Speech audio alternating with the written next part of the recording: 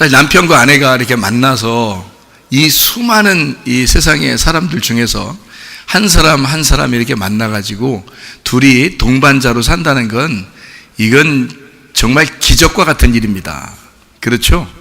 여러분이 태어날 때부터 기적을 맛봤는데 이 수많은 사람들 중에서 딱 한 사람을 만나서 이렇게 산다는 것도 기적이에요. 그게 우리에게 최고의 선물, 최고의 기적은 또 예수님이죠. 그래서 예수님을 또 만나서 우리가 이 세상에 수많은 사람이 있는데 그 중에 예수님을 만나서 우리가 예수님과 동반자가 될 수 있다는 것은 또 그만큼 기적이 없죠.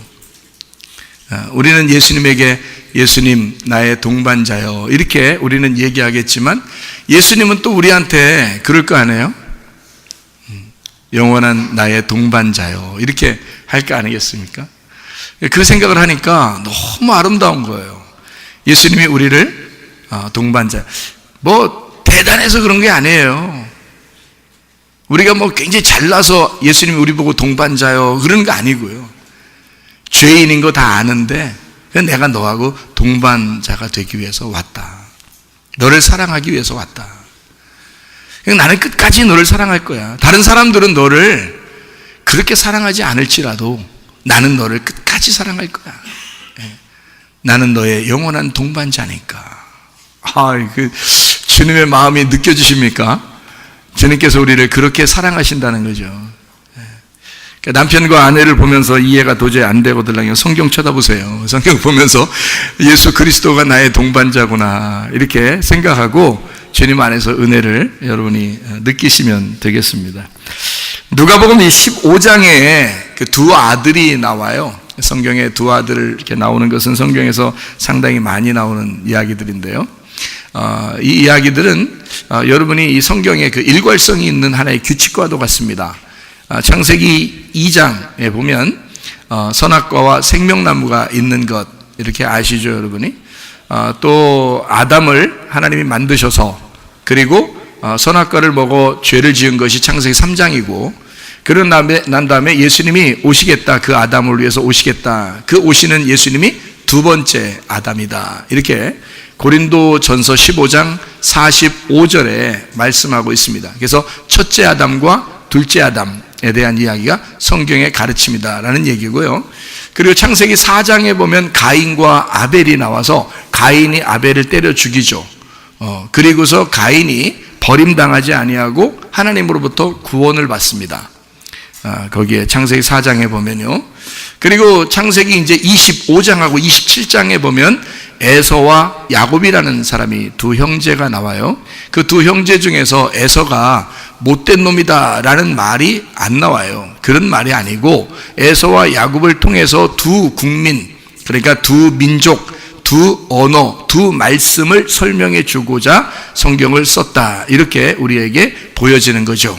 그 다음에 이제 야곱이 에서에게 쫓김당해서 이제 죽인다고 그러니까 에서가 야곱을 죽인다고 그러니까 야곱이 도망을 가죠. 도망갔다가 돌아오면서 환도뼈가 부러져요. 그리고 하나님을 만나게 돼서 하나님은 그를 이스라엘이라는 축복을 내려주십니다. 그러니까 이스라엘의 축복은 에서 첫 번째 아들이 받는 게 아니고 두 번째 아들이라고 하는 야곱이 받게 되는 것입니다. 이게 성경의 하나의 규칙이 되기 때문에 그렇게 말씀을 하고 있는 거거든요. 이제 마태복음 21장에 보면 두 아들에 대해서 나오는데요. 한국말 성경하고 이제 헬라어 성경은 좀 다르지만 거기서 이제 내용을 보면 이런 거예요. 첫 번째 아들은 포도원에 가라고 이제 농사지러 가라 이렇게 하니까 안 가겠습니다 했다가 갔다 이렇게 나오고요. 그 다음에 둘째 아들은 가겠습니다 했다가 안 가게 돼요. 그러니까 이게 이제 성경인데 그게 헬라어 성경책에 나오는 얘기고요. 우리나라 성경책에는 반대로 써 있어요. 그러니까 형이 안 간다고 했다가 이제 간다고 했다가 안 가고 그리고 동생이 안 간다고 하다가 갔다 이렇게 나와요. 한국말 성경책에는. 그러면 이제 반대가 되니까 이해가 안 되는 말씀이지만 우리가 잘 이제 이해를 하다 보면 이게 규칙이라는 것을 볼 수가 있어요. 그러면 우리가 알게 되는데요. 형이 안 간다고 하다 간 게 맞아요. 동생이 간다고 하다가 안 간 게 맞습니다. 그래야 동생이 죄인으로 오시는 예수님이 돼야 되는 거죠. 이게 맞다는 얘기예요. 성경의 규칙과 똑같아서 누가복음 15장에 보면 형제가 둘이 나와요. 하나는 아버지하고 같이 있는 형, 그리고 동생은 아버지 재산을 가지고 도망가게 되죠. 그리고 거기서 이제 다 모든 걸 낭비해요. 재산을 다 낭비하고 그 다음에 돌아오게 되거든요. 아버지에게 돌아와서 아버지, 내가 도저히 아버지의 아들이 될 수가 없으니 나를 종으로 여겨주십시오 라고 그렇게 얘기해요. 그러니까 반드시 누가 탕자가 돼야 되는 거예요? 두 번째 아들이 탕자가 돼야 돼서 탕자는 반드시 돌아오게 되고 회개하고 용서를 받게 되는, 그게 이제 성경의 규칙입니다. 그러다 보니까 이제 그 규칙을 따져서 보면 마태복음 21장도 이해가 되는 말이죠. 그러니까 형은 의로 왔단 말이에요. 자기가 아버지한테 잘하고 잘 보이고 그랬단 말이죠. 섬기고 아버지를 늘 섬기는 그런 아들이었습니다. 그래서 안 간다고 했다가도 아버지에게 잘해야 되니까 그래서 잘 섬기는 첫 번째 아들이 된 것이고, 두 번째 아들은 마태복음 21장이에요. 간다고 했다가 아유 나 못 가요, 나 못해, 나 안 해, 이렇게 해서 안 가버린 거예요. 그래서 구원은 누가 받느냐 했더니 안 간다고 했던 동생이 구원을 받아요. 이게 어디하고 똑같은 거예요? 누가복음 15장의 내용하고 똑같대죠. 그죠? 구원은 누구에게 이제 주는 거냐면 돌아온 탕자, 그러니까 탕자에게 주는 게 구원이란 말이에요. 그러니까 원래 아버지하고 같이 있었던 아들한테는 구원에 대한 이야기가 없고, 동생이라고 하는 나갔다가 돌아온, 그러니까 죽었다가 살아난 자가 구원을 받는 것이다. 이게 이제 성경의 규칙이기 때문에 그를 하나씩 똑같이 써내려간 거예요. 그래서 마태복음 21장에는 그 구원이 누구에게 오느냐? 세리와 창녀들에게 구원이 온다, 이렇게 되어 있습니다. 세리와 창녀들에게 구원이 온다, 이런 말이거든요. 그러면 이게 성경에 누가 구원받는다는 말이냐면 세리, 창녀, 뭐 이런 사람들, 부족한 사람들이 구원받는. 구약에는 어떤 사람이 구원받는다 그랬어요? 원래 이스라엘 사람들의 생각에는 어떤 사람이 구원받는다고 했어요? 부자, 잘 사는 사람, 복 받은 사람, 이런 사람이 건강하고 복 받고 잘 살고 이런 사람들이 구원을 받는다고 생각했어요, 구약의 사람들은. 그런데 예수님은 와가지고 반대를 얘기하는 겁니다. 헐벗고 가난하고 병자, 질병이 있고, 그리고 나병 환자, 또 소경, 또 과부, 고아, 나그네, 이런 사람들만 구원을 받는다라고 주님이 그렇게 말씀하신 겁니다. 왜 그렇게 말씀하셨을까요? 예수님이 내가 고아로 왔다는 거지, 내가 과부로 왔다는 거죠. 내가 나그네로 왔다는 겁니다. 하늘 집 버리고 온 게 나그네잖아요. 그죠? 하늘에 원래 계신 집이 있는데 그가 버리고 이 땅에 내려오셨어요, 여행하러. 그게 나그네죠. 이 땅에 내려오신 걸 나그네. 그래서 예수님은 자기가 고아고, 자기가 과부이고, 자기가 나그네이고, 자기가 병이 있는 자이고, 자기가 나병 환자고, 자기가 죄인이다. 그래서 죄인으로 오신 예수님이다, 이런 얘기를 하는 거예요. 그래서 소경 보고 예수님이 뭐라고 그러냐면, 소경 너는 눈을 떴다, 이렇게 얘기하죠. 왜? 이 소경은 예수님을 보러 왔거든요. 예수님 보러 왔어요. 근데 예수님이 뭐라는 걸 깨닫게 된 거예요. 눈을 떠보니까 뭐라는 걸 깨닫게 됐어요. 예수님이 소경으로 왔구나라는 걸 깨닫게 된 거예요. 그러니까 자기와 똑같은 모습으로 오셨구나라는 걸 그가 깨달은 거죠. 그러니까 소경은 눈을 뜬 거란 말이에요. 예수님이 볼 때는. 소경이 눈 떠서 누구 보려겠는데? 예수님 쳐다보려겠는데? 예수님을 보니까 예수님이 소경이었구나, 이걸 알았단 말이에요. 이 땅에 소경으로 오셨었구나, 이걸 알았던 거죠. 과부가 만약에 예수님을 본다면 예수님이 과부로 보이는 거죠. 고아가 예수님을 보면요, 고아로 보이는 거죠. 아버지를 떠나 아버지 없는 것처럼 이 땅에 사시는 고아처럼 보이는 거죠. 그렇게 이게 이 땅에 예수님이 오셔가지고 마치 그 남편 잃은 그 과부처럼 그렇게 이제 홀로 사시는 그런 모습들을 이제 보게 된 거지, 그죠? 그러니까 과부, 고아, 나그네, 질병 있는 자. 그래서 질병 있는 사람들은 다 멀리했어요. 옛날 사람들은요, 그 구약에 있는 사람들은 그들을 멀리하고 저주를 받았다고 생각하고 그 사람들은 지옥에 갈 것이다, 이렇게 생각했거든요. 그런데 예수님은 그 사람들을 만져주시고 직접 치료해 주시고 그렇게 하신단 말이에요. 왜? 그들이 질병에 걸린 건 예수가 그 안에 함께 있다는 얘기거든요. 병이 있다는 얘기는, 문제가 있다, 막 자기가 어려움이 있다 그 말은 그 속에 예수님이 같이 있다는 얘기거든요. 예수님이 그것 때문에 오셨는데요. 근데 사람들이 건강하다고 이 사람들, 그러니까 예수님의 생각하고 완전히 반대가 된 거죠. 자기들은 눈 떴다 그러면 예수님은 그 사람들 눈 감았다 그러고, 눈 감은 사람을 가서는 예수님이 뭐라 그러면 너는 눈 떴다 그렇게 얘기하잖아요. 너는 소경이니까 죄가 없다.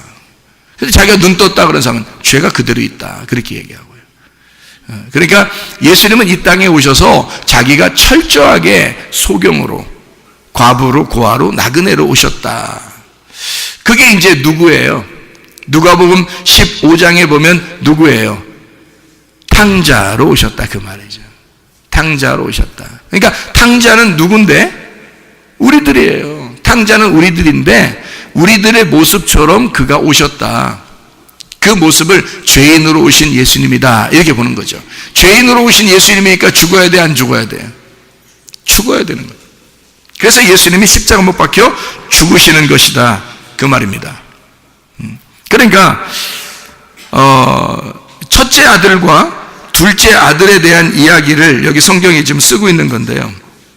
누가복음 15장에 25절, 28절을 한번 보십시다. 25절, 28절의 말씀 뭐라고 되어 있나 한번 보십시다. 마다들은 밭에 있다가 돌아와 집에 가까이 왔을 때에 풍악과 춤추는 소리를 듣고 이랬죠. 어디 있다가 왔어요? 밭에 있다가 돌아오게 되죠. 그죠? 28절에 보니까 뭐라고 되어 있어요? 그가 노하여 들어가고자 하지 아니하거늘 아버지가 나와서 권한대 이렇게 되어 있죠. 왜 승질나죠? 동생 왔는데? 자기 기준으로 볼 때는 이 동생이 못돼 먹은 놈이란 말이에요. 여러분, 예수님이 이 땅에 오셨을 때 완전히 의로우면 십자가에 매달았겠어요? 사람들이 볼 때 예수님이 못된 놈이라고 생각한 거예요, 사람들이. 그래서 예수님을 십자가에 매달아 죽여버린 거예요. 자, 자기들은 어떻다고? 왜 화가 나는 거예요, 여러분? 사람들이 왜 화를 내요? 자기는 괜찮은데 저쪽 사람이 긁었다는 얘기예요. 승질나게 했다 그 말 아니에요, 그죠? 그죠? 그래서 화가 나는 거야. 그러면 화를 내는 사람은 지금 첫째 아들이에요, 둘째 아들이에요? 첫째 아들이라니까? 아니, 동생이 들어오면서 승질내? 형 나와, 뭐 아버지 나와, 내가 누군데? 하면서 막 승질내면서 들어와요? 지금 나갔다가 들어오는 이 동생은 지금 그렇지 않아도 은매 기주고 하면서 들어오고 있는 중이란 말이에요. 그래, 형은 저건 못돼 처먹은 저거, 저놈이 돌아오고 있다는 말이야. 승질이 난 거예요. 노했단 말이에요. 그 노했다는 말이 오르가조라는 단어인데요. 이게 헬라어로 오르가조, 이게 올게라는 단어에서 온 건데, 그게 뭐냐면 격분하다라는 단어입니다. 막 울분이 터진다, 막 분노하다, 승질이 막 그냥 승질나는 게 야, 나 승질났거든? 이런 정도가 아니에요. 막 울분이 터져서 승질이 난 거야, 이게. 그래서 예수를 죽여버린 겁니다, 여러분. 십자가에 못 박여 죽인 게요. 사람들이 막 예수를 막 죽이려고 막 모의해서요. 와, 죽여야 된다, 저런 놈은 죽여야 된다 해서 그래서 죽인 거예요, 여러분. 그냥 죽여볼까, 한번?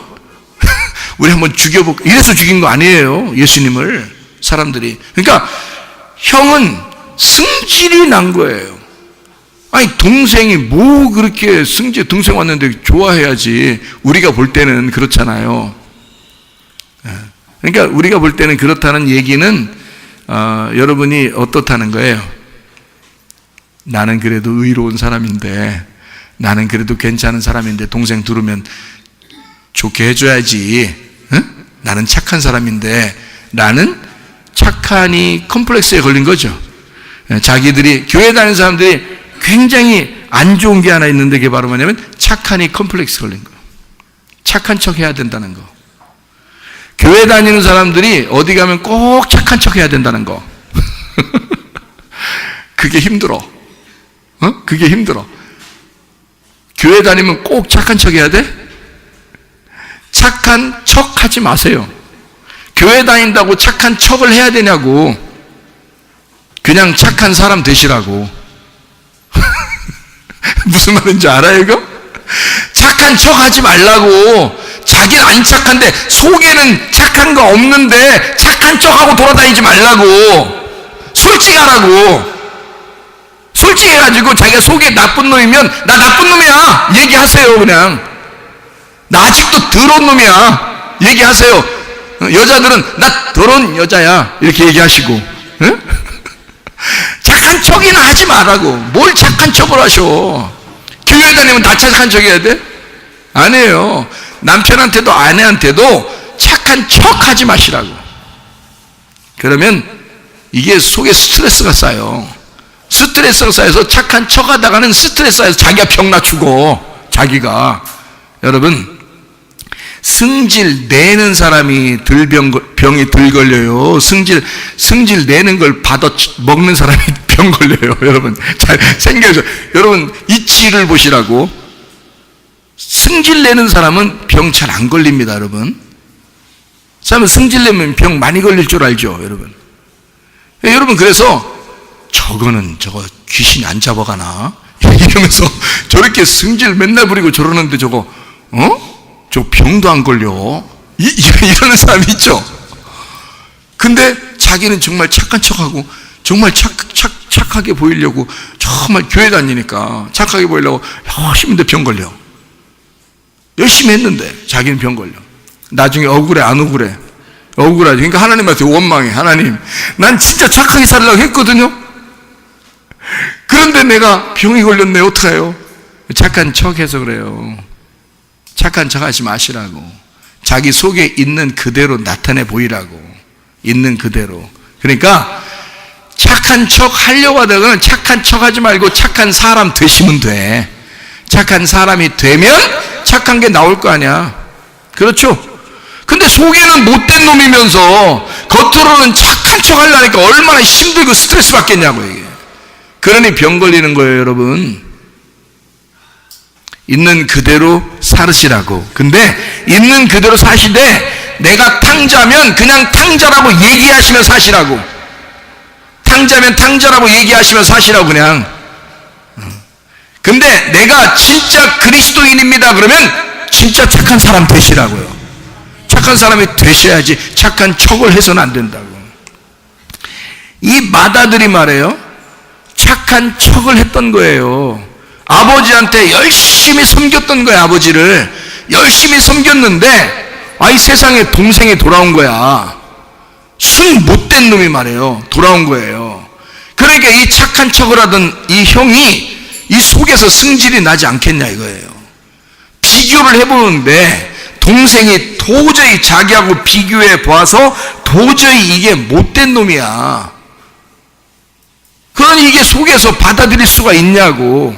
못 받아들이는 거예요.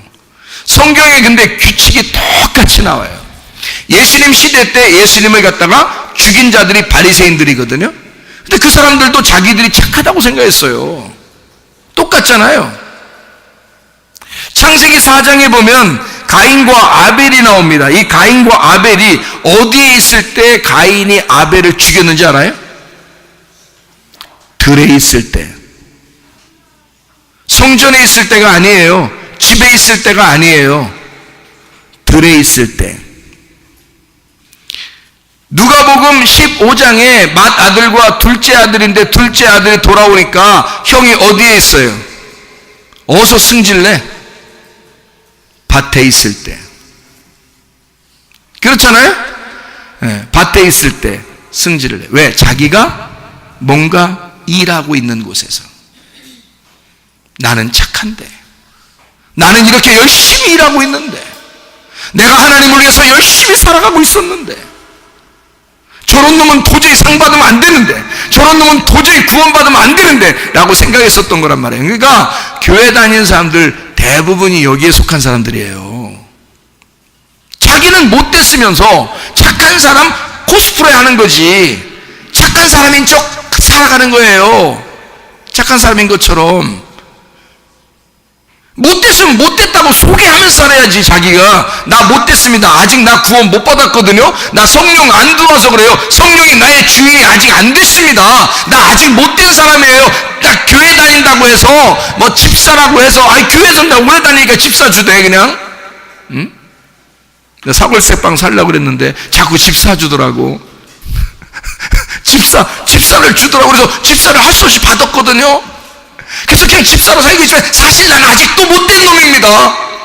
아직도 나는 탕자고 아직도 나는 죄인이에요. 이렇게 소개를 하면은요, 다른 사람들이 저 사람 진실하구나. 교회 다니는데도 교회 다닌다고 다 착한 게 아니라 자기는 탕자구나라는 걸 소개하니까 저 사람 진실하다 이렇게 할 거 아니에요. 근데 교회 다니는 사람 다 어디 착한 척 한다고 사람들한테. 근데 뒤에서 이면에 보면 가면 쓰고 행동했던 것을 알 수가 있다는 거죠. 그러면 그냥 못된 놈이지 뭐. 나쁜 놈이에요 그렇게 되면. 야 저거 앞뒤가 달라, 저거 겉에서 하는 행동하고 뒤에서 하는 행동이 달라. 저 교회에서 말이야, 목사님 앞에서 성도들 앞에서 착하게, 집에 와서는 개판 5분 전이야. 그러니까 5분만 지나면 개판돼. 그렇게 살아가고 있으면 이게 완전 가면 쓴 거 아닙니까? 가면을 쓴 사람들이 외식이라는 거예요. 그게 가면 썼다 그래서 외식이라고. 그 사람들이 뭘 누가 잘하냐면 그걸 바리새인들이 그걸 잘하는 거예요. 가면 벌써 제끼라고. 가면 어떻게 할 때 벌써 제끼는 줄 알아요? 가인이 아벨 들에서 가인이 아벨 때려 죽이면 그런 가면 벗어 제끼는 거야. 아벨의 핏소리가 땅에 박히면서 아벨의 핏소리가 땅에서 울려 퍼지면 하나님이 그 소리를 들을 때 가면이 벗겨지는 거야. 그럴 때 가인이 깜짝 놀라는 거예요. 내가 아벨을 죽이다니. 그것도 들에서, 내가 농사 짓는 곳에서, 내가 하나님 앞에 예배드린 장소에서 내가 아벨을 죽이다니. 그가 예수였다니. 내가 죽인 동생이 예수였다니. 세상에 그게 예수였다니. 그걸 알고 가인이 나 어디 가든지 나 죽을 것 같아요. 나 어디 가든지 용서 못 받고 지옥 갈 것 같아요. 그랬더니, 그렇게 회개했더니요, 하나님이 또 금방, 하나님은 좀 참다가, 그래, 그런 생각 좀 한 20년만 가져봐, 이렇게 하지 않으시고 딱 그런 생각을 탁 가졌더니 말이에요, 하나님이 오늘 내가 그럼 용서해 줄게. 또 금방 그래요. 또 하나님은. 아이고, 하나님 진짜 뭐가 없어? 뭐가 없어? 하나님 뭐가 없어? 쓸개가 없으셔. 그냥 그 쓸개 빠진 뭐 이런 게 있잖아. 쓸개 빠진 뭐 녀석처럼 살아. 되게. 그래서 비둘기가 말해요. 비둘기가 쓸개 빠져 있다네. 쓸개 빠져 있다네. 그래서 비둘기가 참 선하게 보이고 착하게 보이는가 봐. 여러분, 그 비둘기가, 여러분 여기 동네 이렇게 앞에 보면요, 옥상이나 이런 데서요 앉아 있다가 밑으로 툭 떨어져 죽은 거 봤어요? 그런 거 못 봤으면 그 말을 하지 마세요. 그런 거 저는요 지나가다 깜짝 놀랐다니까. 뭐가 위에서요 돌멩이 떨어지는 줄 알았어. 위에서 푹 떨어져. 비둘기가요. 옥상에서 그냥 우리 앞으로 쭉 떨어져요. 깜짝 놀라지 뭐. 죽어 있는 거예요. 왜 그런가 봤더니, 이렇게 모르겠어요. 사람들 얘기가 왜 그런가 봤더니, 사람들이 이렇게 주는 과자 같은 거, 음식 쓰레기, 뭐 이런 거 있잖아요. 이거 주워 먹잖아요. 동네에 있는 비둘기들은 그런 거 주워 먹는다고. 그러면요, 이게 속에서 감당을 못 해. 그래서 갑자기 급사하는 겁니다. 그래서 이 비둘기가 나는 이런 거 먹어서는 차라리 죽는 게 낫다. 그래서 스스로 결정을 하는 거야. 옥상에 이렇게 앉아있다가 내가 오늘 그냥 하직하자, 인생을. 내가 오늘 세상을 끝내자. 그래서 위에서 이렇게 있다가 그냥 갑자기 핑 도는 거지. 왜냐면 이상한 거 자꾸 처먹었으니까 자기가 이런 거 먹어서는 도저히 내가 살아갈 수가 없다. 난 이런 거 먹으면 살아가면 안 된다. 그래서 스스로 자기가 내가 오늘 하직한다. 그래서 탁 자기의 운명을 끝내는 거예요. 사람들은 깜짝 놀라지. 그것 때문에 놀래서 또 자빠져. 응? 그러니까 이 비둘기가 뭐냐? 비둘기는 쓸개 빠진 놈이에요. 이 비둘기가. 그래서 성경에 비둘기를 성령이라 그러는 거예요. 그래서 쓸개가 없대요. 비둘기는 그리고요, 앞에만 쳐다본다네? 비둘기는 단파예요. 눈이 옆을 못 봐요. 우리는 지금 제가 여러분 쳐다보면서 이렇게 설교하잖아요. 여러분이 지금 저 쳐다보잖아요. 저 쳐다보고 설교 듣는 것 같잖아요. 옆에 다 봐요. 앞에 이렇게 쳐다보면서도요, 옆에가 다 보여. 예. 뒤는 잘 안 보이는데, 하여튼 옆에 다 보여. 그래서 운전할 때도 앞에만 쳐다보는 것 같잖아요. 초보 운전은 이렇게 합니다. 아줌마 있잖아요. 이런 사람은 장갑 끼고 또 하얀 장갑 껴. 그래, 하얀 장갑 끼고서 운전대 잡고서요, 앞에만 딱 쳐다보고 오직 전진만 합니다. 이렇게. 전진. 응? 그런데 보통 이제 운전 오래 하고 이러면 어떻게 돼요? 그냥 의자 뒤로 확 제껴가지고 뒤로 이렇게 누워서 이렇게 운전하면 이렇게 운전하면서 다 보여, 이게 옆에. 다 보여. 오래되니까 다 보여. 근데 비둘기는요, 옆에가 안 보인대요. 딱 앞에 자기가 보는 것만 딱 하나 물체들만 탁탁 보인답니다. 그래서 비둘기 잡으려면 뒤에서 이렇게 가면 모르는 거예요. 앞에만 딱 보여요. 그러니까 이 앞에만 딱, 그래서 이 비둘기만큼 여러분 고개 많이 흔드는 새가 별로 없어. 계속. 왜 계속 움직여, 새가, 이 비둘기가? 여러분, 비둘기 가서 쳐다보세요. 어떤가? 계속 움직여, 이게. 왜 그러면, 이렇게 여기 보이고, 이렇게 여기 보이고, 이렇게 여기 보여. 그래서 자꾸 이렇게 움직이는 거, 이거 보이는 거 보려고 이렇게. 그렇게 해야 고기만 딱 보이니까 그러는 거예요. 비둘기가 말해요. 그리고 곡식새입니다. 곡식새예요. 그래서 비둘기는 곡식을 먹어야 돼요. 육식을 먹으면 안 되거든요. 근데 요즘에 아이들이 막 과자 같은 거 주고 막 이러잖아요. 이상한 기름 같은 거 섞이는 거 이런 거 주잖아요. 비둘기가 그래서 죽는 거예요, 여러분. 비둘기는 곡식새입니다. 그래서 곡식을 먹어야 되거든요. 그래서 곡식 같은 것만 딱 줘야 되는데, 비둘기가 다른 걸 먹어, 동네 비둘기들은. 그래서 동네 비둘기들이 그냥 자기 인생을 그냥 끝내는 거예요. 곡식만 줘야 되거든요. 곡식새니까. 자, 우리는 비둘기와 같이 하나님의 성령이 우리 안에 들어오잖아요. 그럼 우리는 하나님 말씀만 먹어야 돼. 순수하게 하나님 말씀만. 그리고 오직 예수님만 쳐다봐야 돼. 하나만 딱 쳐다봐야 돼. 말씀만 딱 쳐다봐야 돼.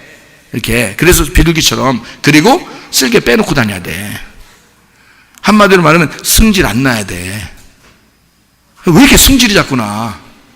그러니까 승질만 안 내면 기독교인, 그리스도인의 생활, 교회 생활을 반 이상은 성공한 거예요. 승질만 안 내면.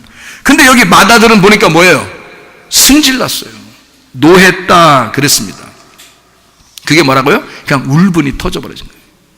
나는 아버지에게 열심히 일했는데, 아니 저렇게 죄인 아무것도 안 하고 오히려 아버지 거 가지고 가가지고 다 낭비해버린 저 아들을 갖다 아버지가 그렇게 안아주고 뽀뽀해주고 옷을 새로 입히고 막 송아지 잡고 가락지를 껴주고, 가락지가 몇 개씩 돼? 가락지가 도장인데 옛날에 그 시대는 도장이에요.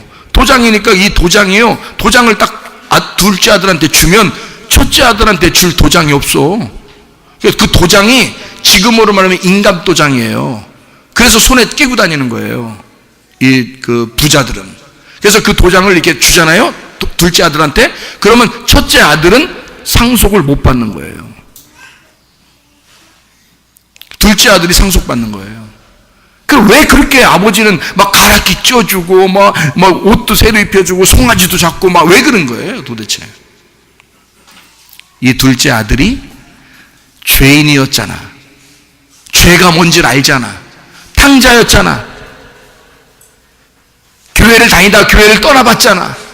세상이 어떤 생활인지 알았잖아. 그래도 마음이 그렇게 막 즐겁고 세상에서의 즐거움은 진짜 즐거움이 아니라는 걸 알았잖아. 세상에서 내가 아버지에게 돌아가야 되는데, 내가 아버지에게 결국 돌아가야 되는데, 내가 하나님 아버지에게 다시 돌아가야 되는데, 내가 다시 교회로 돌아가야 되는데 라고 계속 생각하고 살았잖아. 이런 사람이 다시 교회로 돌아오게 되면 하나님 아버지가 그 그 아들에게 가라지를 껴주고 새 옷을 입혀주고 송아지를 잡아주고, 왜? 너는 다시는 탕자가 될 것이 아니기 때문에. 너는 내 마음을 충분히 이해하고 돌아왔을 것이라, 이 말이에요. 너는 세상이 무엇인지, 세상의 죄가 무엇인지 네가 알고 돌아왔잖아. 아버지에게 돌아왔으니 너는 다시는 떠나가지 않을 거야. 너는 그 믿음을 끝까지 지킬 거야. 너는 진짜 나의 상속자가 될 거야. 너는 진짜 천국 갈 때까지 변함이 없을 거야. 그게 둘째 아들이란 말이에요. 첫 번째 아들은요, 막 승질이 이렇게 난 걸 보니까, 이게 지금 누구한테 승질 난 거예요? 동생한테 승질 난 게 아니라 아버지한테 승질 난 거야. 하나님, 아버지, 그럴 수 있소? 나한테 소는 고사하고 염소도 안 잡아주고, 응? 그럴 수 있소? 라고 얘기를 하잖아요. 이 맏아들이 승질이 난 거야. 지가 왜 승질 나는 거예요? 도대체가 아버지하고 같이 있었는데 뭘 그렇게 승질 나? 두 번째 아들은 나갔다가 돌아오면서 도저히 자기는 자격이 없어. 자격이 없는데 아버지가 나를 받아줄 수 있을까? 나는 창녀들과 함께 먹어버렸는데, 모든 걸. 나는 우상 숭배하고 나는 창녀와 함께 먹어버리고 모든 아버지의 재산을 다 낭비했는데, 근데 내가 아버지에게 돌아가면 아버지가 나를 받아주실 수 있을까? 나 같은 것도 하나님 아버지가 받아주실 수 있을까라고 생각한 거죠. 다 잃어버리고 온 거예요. 돼지랑 같이 먹다가, 돼지는 부정한 동물이거든요. 세상에 아버지랑 같이 있다가 나가서 다 허비하고 돼지랑 같이 먹다가 돌아오게 된다? 진짜 이거는 바닥 끝에 내려간 자예요. 여러분, 진짜 아파 보면요, 진짜 가정의 문제 때문에 힘들어 보면요, 바닥 끝에까지 내려갑니다. 여러분, 그렇게 된 사람은요, 주님을 다시 만나면 다시는 그 세계로 다시 돌아가지 않아요. 아버지에게 돌아가서 그 양식을 맛보면요, 다시는 탕자처럼 생활하지 않는다고요. 주님에게 돌아오면. 제가 그렇게 살았어요. 제가 그렇게 살다가 주님께 돌아온 사람이에요. 다시 탕자로 살라면 살겠습니까? 제가 다시 너 세상처럼 살으라고 하면 살겠습니까? 그렇게 살기 싫은 거예요. 아버지에게 돌아오면 알곡이 충만하거든요. 껍질이 아니라 알곡이 충만한 곳에 돌아왔거든. 그러니 다시 탕자가 되겠냐고. 그렇지 않다고요. 여러분, 우리는 구원받은 게요, 그냥 구원받은 게 아니라 사실 은혜로 구원받은 것입니다. 모든 사람들은 은혜로 구원받아요. 그런데 은혜로 구원받았다는 사실을 깨닫지를 못해요. 그래서 자기가 율법을 치지 못하고 울타리를 치지 못하고 방종하면서 마음대로 살아갑니다. 근데 이 두 번째 아들, 돌아온 탕자는요, 이 아버지에게 왔을 때 아버지가 그렇게 받아들였어요. 뭘 알기 때문에 그래요? 이 아들은 다시는 믿음을 저버리지 않는다는 사실을 알았기 때문에 그런 거예요. 이 아들이 그렇게 하겠냐고요? 안 한다고요. 그거를 아버지가 아는 거야. 이 탕자의 마음을 아는 거예요. 탕자는요, 아버지 마음을 알아서 온 거예요. 아버지 마음을 알게 되는 거예요. 그러면 이 탕자가 다시 그렇게 돌아가겠냐고. 안 돌아가죠? 그러니까 상속을 해주는 거예요. 너는 끝까지 나를 버릴 자가 아니다. 너는 끝까지 나와 함께 천국에서 누릴 자이다. 근데 맏아들은 나가본 적이 없어요. 나가본 적이 없으니까 언제 나갈지 몰라. 그래서 여기서 맏아들과 둘째 아들을 성경은 우리가 어떻게 봐야 되냐면, 내가 맏아들인데 둘째 아들로 나갔다가 다시 돌아온 사람이 돼야 된다, 이렇게 봐야 된다는 것입니다. 성경을 보세요. 그래야 가인과 아벨의 이야기가 맞죠. 가인이 아벨을 죽이고 가인이 다시 구원을 받는 게 아벨의 죽음 때문에 구원을 받는 거란 말이에요. 이해가 돼요? 그게 첫째 아들과 둘째 아들에 대한 이야기고, 우리는 선악과를 먹어서 죄를 지은 우리가 생명나무 열매를 먹어서 구원을 받는다는 사실, 그 생명나무가 왜 온 건데요? 선악과 먹고 죽는 사람들 때문에 생명나무가 있는 거예요, 여러분. 그래서 그 생명나무를 먹은 자는 선악과를 먹지 않고 생명나무 먹으면 그냥 살고 있는 거지. 그렇지만 선악과를 먹어보고 그 다음에 생명나무 먹은 사람은 다시 선악과를 안 먹는다는 거지. 이해가 되십니까? 그러니 여러분과 제가 그리스도에게 왔어요. 아버지에게 돌아왔어요. 다시는 우리가 죄를 질 수가 있겠느냐, 그 말이에요. 무슨 말인지 알겠어요? 주님의 은혜를 받은 자가, 주님의 복음을 받은 자가, 자기가 돼지 주업 열매, 돼지 껍질을, 돼지 알곡의 그 껍질을 먹고 있었던, 곡식의 껍질을 먹고 있었던 자기가 아버지에게 돌아온 것은 알곡 먹으러 돌아온 거거든요. 알곡 먹으러 돌아와 놓고 다시 껍질 먹으러 가겠느냐, 그 말이에요. 안 그렇죠? 여러분과 제가 주님의 은혜를 받은 자들입니다. 에베소 2장 8, 9절의 말씀 보니까 너희가 그 은혜를 인하여 믿음으로 말미암아 구원 얻었나니 이것이 너희에게서 난 것이 하나님의 선물이라. 행위에서 난 것이 아닌 누구든지 자랑치 못하게 하려 함이니라. 은혜를 받아서 구원받아 온 거라고요, 우리가. 그러니까 그 은혜를 깊이 돌아온 탕자처럼 생각하는 사람은 다시는 그렇게 탕자 짓을 하지 않는다는 것입니다. 탕자가 돌아올 때 돼지 껍데기를 먹었어요. 여러분, 그 나라에 흉년이 들었다 그랬거든요. 그러면 흉년 들으면 먹을 게 있단 말이에요, 없단 말이에요? 먹을 게 있단 말이에요, 없단 말이에요? 먹을 게 없단 말이에요. 사람 먹을 게 없는 게 흉년이죠. 그렇죠? 근데 돼지는 먹고 있네. 그럼 뭐야? 껍질이 있다는 얘기는 알맹이도 있어야 된다는 얘기 아니에요. 잘 생각해요. 사람이 못 먹는 거를 흉년이라 그러잖아. 그런데 돼지가 먹고 있어. 그래서 돼지 먹는 걸 뺏어 먹었대. 그러다가 자기가 비참해서 아버지에게 돌아가겠다고 생각했대요. 잘 생각해보나 봐요. 그러면 흉년이 들었는데 어떻게 돼지들이 먹는 건 있냐고. 이상하잖아요? 그럼 돼지 잡아먹으면 되겠네? 근데 또 부정해서 못 잡아먹어, 돼지를. 무슨 말인지 알겠어요? 그러니까 부정한 것들은 먹는 게 있어, 껍질. 돼지가 먹는 곡식의 껍질. 그거를 이 탕자가 먹고 있었던 거예요. 그러다가 뭐를 먹고 싶었냐면 알곡을 먹고 싶었던 거야. 자, 뭐에 대한 이야기예요, 그러니까? 흉년이 들었다는 얘기는 아모스서에 얘기했던 것처럼 기근이 왔다, 흉년이 왔다는 것은 너희가 양식이 없어서 흉년이 왔다는 얘기가 아니라 뭐가 없다는 얘기?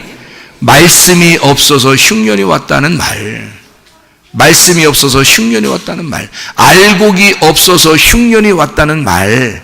그러니 이 탕자가 아버지에게 가서 알곡을 먹고 싶은 건 당연한 거지. 아버지한테 가서 껍질 먹고 싶겠어요? 곡식 껍질이나 달라고 그러겠어요, 가서? 아니에요. 알곡 먹고 싶어서. 내 아버지 집에는 양식이 풍족한데, 알곡이 풍성한데 라는 말이에요. 진리의 말씀이 풍성한데, 하나님 아버지의 내용, 그 마음, 그걸 알게 해주는 진리의 말씀이 풍성한데, 우리 성문 침례교회 와셔서 여기 오셨어도 껍질 먹고 있겠냐고요, 여러분이. 여기 왔으면 알곡을 드셔야 된다고. 하나님 아버지의 마음, 그 내용을 알으셔야 된다고. 알곡을 먹으셔야 된다고요, 여러분이. 껍질 먹는 게 아니라. 그래서 알곡 먹으러 온 거예요.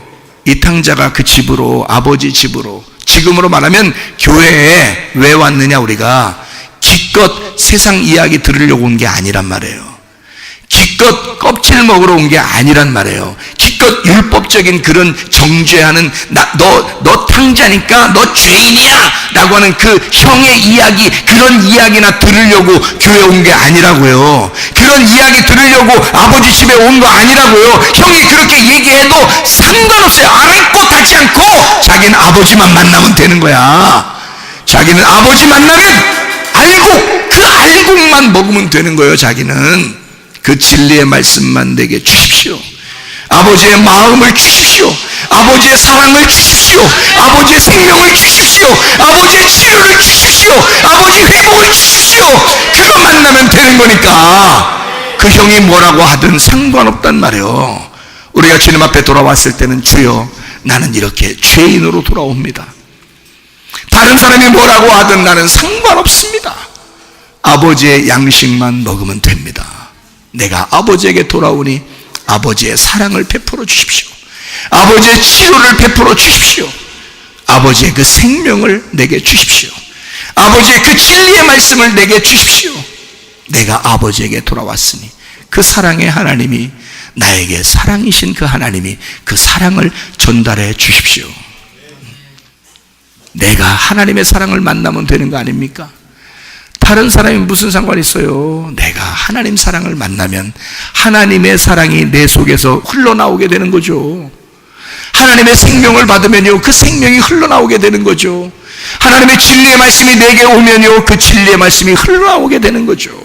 하나님의 마음을 여러분이 알게 되면 하나님 아버지의 마음을 알고 그 아버지의 마음이 흘러나오게 되는 거죠. 그러니 영원한 동반자요, 그렇게 사랑할 수 있지 않겠냐 그 말이에요. 어떠한 사람을 보더라도 아내를 볼 때 나의 영원한 동반자요, 남편을 볼 때 나의 영원한 동반자요, 성도들을 볼 때, 목사를 볼 때 나의 영원한 동반자요, 예수를 볼 때 나의 영원한 동반자요, 당신이 나의 동반자입니다. 그렇게 우리를 서로가 보지 않겠느냐 그 말이에요. 예수 그리스도가 우리를 그렇게 보신단 말이에요. 우리가 그렇게 죄인인데도, 그렇게 여전히 죄를 지을 수밖에 없는 그런 당자인데도 불구하고 예수님은 우리에게 그렇게 보신다고요. 내가 그런 너를 위해서 죽었어. 그래서 너는 나의 동반자야. 너는 죽을 때까지 내가 너를 사랑할 수밖에 없어. 나는 너를 사랑하기로 결심하고 왔거든. 그래서 자기 아들을 죽이는 거예요. 하나님 아버지가 이 땅에 오셔서. 그래서 두 번째 아들들이 다 핍박을 당하는 겁니다. 성경에서는 두 번째 아들들이. 그가 누구니까? 예수 그리스도시니까. 예수 그리스도는 누구 때문에 왔으니까? 죄인된 창녀와 같은 나에게, 세리와 같은 나에게, 나그네와 같은 나에게, 과부와 같은 나에게, 부하와 같은 나에게, 죄인 같은 나에게, 소경인 나에게 오셨다 그 말입니다. 그런 우리 질병을 가진 나에게, 문제를 가진 나에게, 탕자와 같은 나에게 그런 모습으로 오신 분이 예수란 말이에요. 그를 오늘 이 시간에 기꺼이 그 예수를 죽이시기 바랍니다. 여러분이 그 예수를 죽일 때 여러분 자신이 죽는 거예요. 왜냐하면 그가 나 때문에 오셨고 그가 나로서 오셨기 때문에 그 예수를 철저하게, 그렇구나, 예수가 그렇게 죽으신 것은 그런 이유 때문이었구나, 그 예수를 내가 죽이자, 그리고 그 예수를 죽이고 내가 죽자. 그러면 예수가 우리 속에서 부활하는 것입니다. 예수가 우리 속에서 부활하게 되면 다시는 여러분의 탕자의 생활은 다 청산돼 버리는 거예요. 착한 척하는 거 하지 않습니다. 착한 사람이 돼버립니다. 그냥 천국에 갈 것처럼 그렇게 사는 게 아니라 천국이 되어버립니다.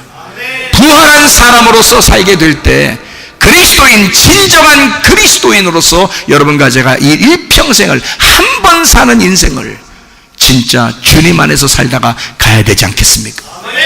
빌보 4장 6, 7절 말씀에 아무것도 염려하지 말고 오직 모든 일에 기도와 간구로 너희 구할 것을 하나님 앞에 아뢰라.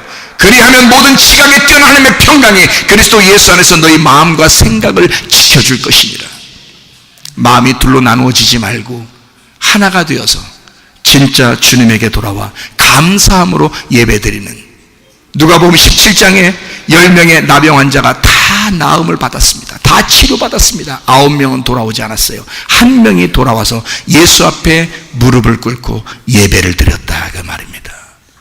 주님 감사합니다. 그가 뭐 대단한 선물 가진 거 아닙니다. 그냥 예수님에게 왔어요.